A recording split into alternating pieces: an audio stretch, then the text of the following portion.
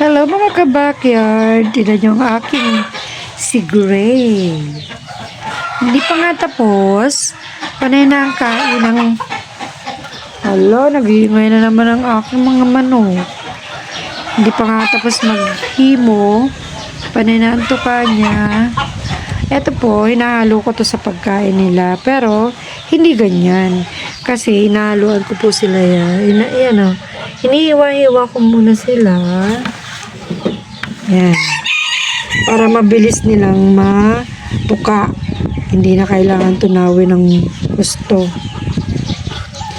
Ayan. Inahalo ko yan sa darak. Sa... Alam niyo yung binlod? Binlid? Binlid ba yun? Binlod? Binlid. Hindi ko alam sa Tagalog. Basta dito sa amin sa Bicol, binlod. Tapos, darak. Alam niyo yung darak, yung sa palay, yung pinong-pino na nakuha pag nagpagiling ng palay. Yun yun. Tapos, yung mulberry na leaves. Daon ng mulberry. Ito, ayun, may mulberry ako nakuha dito. Wala, naubusan na kasi kami ng mulberry. Medyo pinapataba muna namin yung mga dahon. Ito yung mulberry na ginagamit namin, kahalo ng ipil-ipil. Ang benefits pala na nakuha sa ipil-ipil, maganda palang pampurga yan sa sa mga alagang manok. Yan. Kailangan po laging busog ang mga alaga natin para masigasig po silang mangitlog at saka matataba. Ito Hello, Red. Ayan, may tira pa nga sila. Ito, Bantam. Bantam, mag-asawa, magkapatid yan. Sila na lang mag-asawahan. Tapos, ito si Ganso. Ganso sa amin, sa Bicol. Hello, Ganso. Nandun yung asawa niya, naglilimlim. Ito si Kaber. Kaber. Papa Kaber. Ang taba-taba ni Kaber. Busog lagi yan eh. Ito na yung mga sisi ko. Diba? Ang lalaki na. Ayan si Mother White. Yan yung mama nila. At saka yung nandun si Gray. Yung kanina nandun sa ipil-ipil. Diba? Ginawa ko na sila ng malaki-laking kulungan. At kapag siguro 2 months na sila, pakakawalan ko na sila. 1 month pa lang po yan. Ito si Mama Kaber.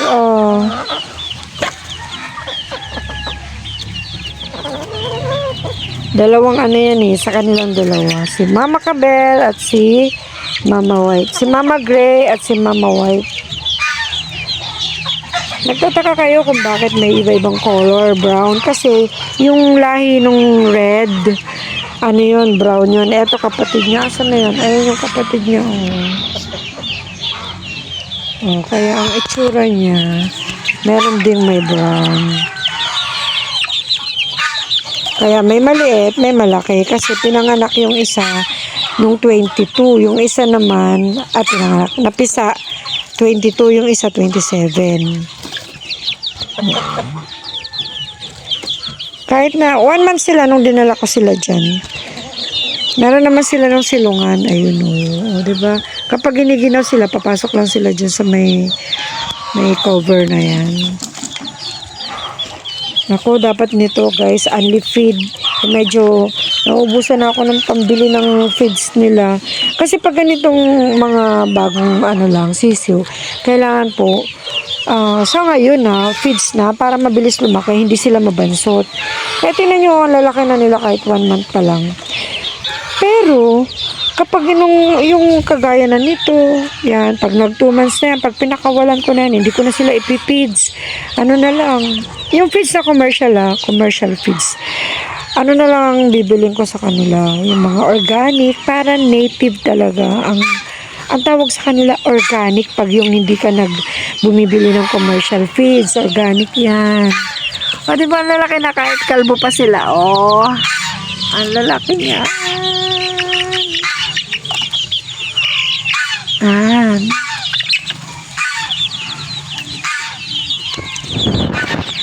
pag malalaki na po, hindi na ako bumibili ng commercial feeds. Pero yung ipa kasi, yung darak, binibili yun. Oh. Tapos, may mga tanim kami dito. Bago lang to kasi naubos-ubos na. Ito po ang tawag dito ay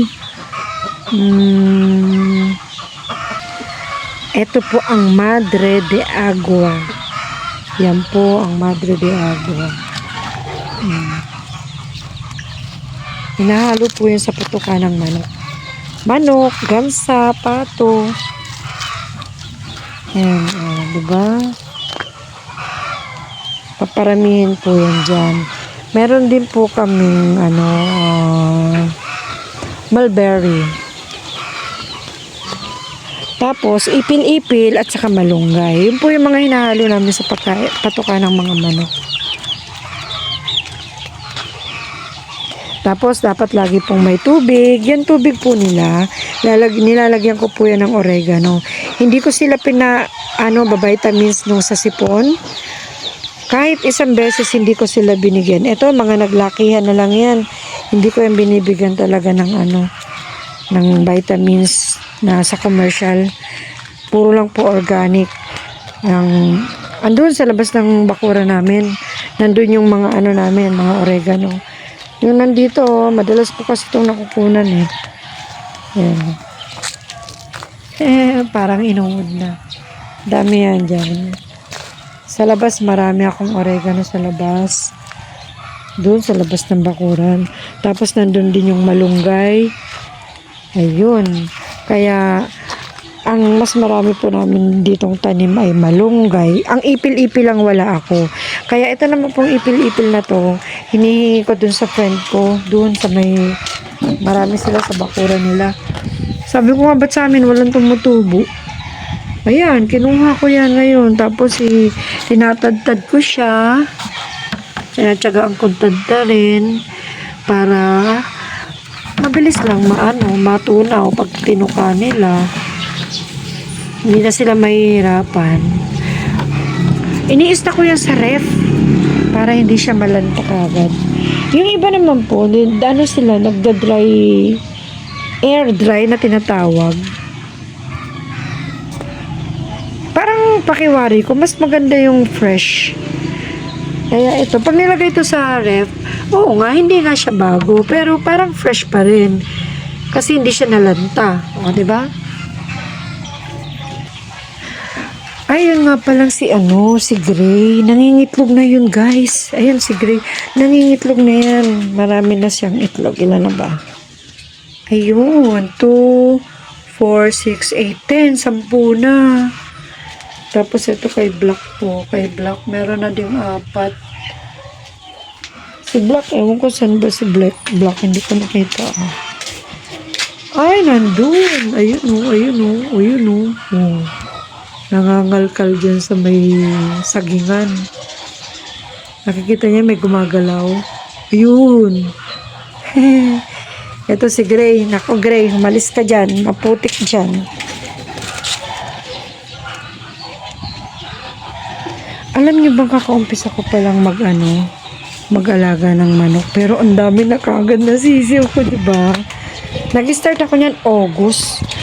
Siyempre, pinalaki ko muna to. After 4 months, saka lang sila ng itlog. Kasi baby pa sila nung binili. 250 ang isa. Dalawa yung binili ko. Akala ko nga mag-asawa na yon.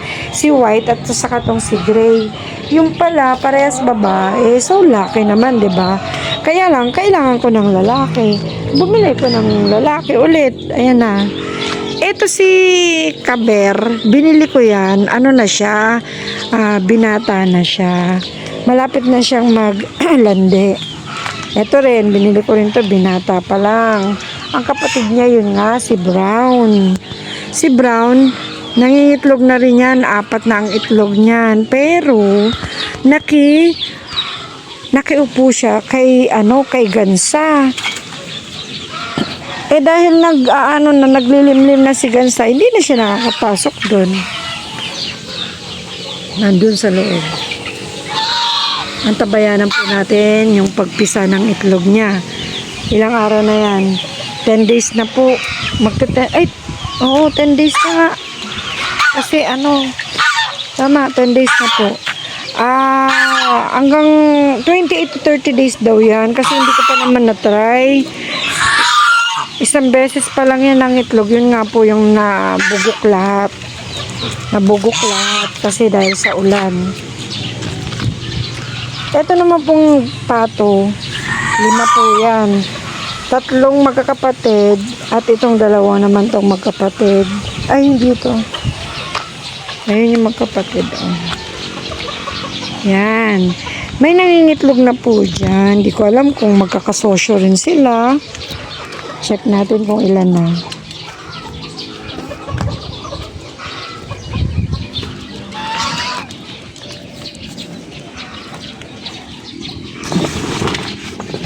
Ay, naku, ang dami na. Tinakpan niya na ng balahibo. Kasi kahapon 13, malamang 14 yan. Diba? Siyempre, 13, 14. Sunod na bilang, 14. Pag 20 na daw yan, mag-ano na yan, lilimlim na yan. Wow! Grabe. Alam nyo, nag-start ako nito, manok, saka yung pato, August. August nga ba yun?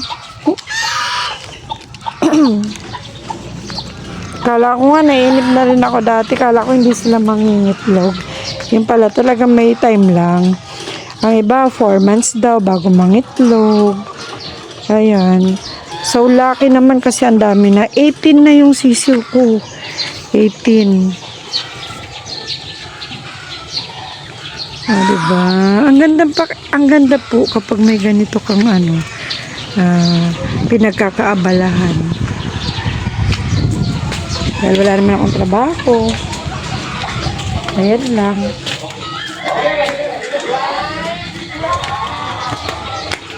So, eto nga po. Ito yung ko binablog ko kung saan ako napunta. Ang benefits po ng malunggay tuloy. Ang benefits po nitong ipil-ipil. Alam niyo ba ang ipil-ipil? Ayan Yan yun Puno po yan. Ayan. Ang dami kong kinuha. Inakot ko yan doon galing sa friend ko. Ang benefits po niyan is maganda siyang pampurga. So, hindi ko na naman kailangan bumili ng pampurga. Diba? Dahil lang dyan, mapupurga sila. Tapos, yun naman pong sa sipon, yung oregano. Nilalagyan ko yan yung oregano. Yan din. Hinahaluan ko rin ng oregano yan. Bali, pag nakakakuha ako ng ng nyog, yung sapal ng nyog, yun, hinahalo ko rin po yun. Hindi ako bumibili talaga ng feeds. Kasi wala rin naman pambili. Siguro pag meron na akong pambili, mas maganda pa rin po yung organic kasi mas masarap daw ang karne ng organic chicken.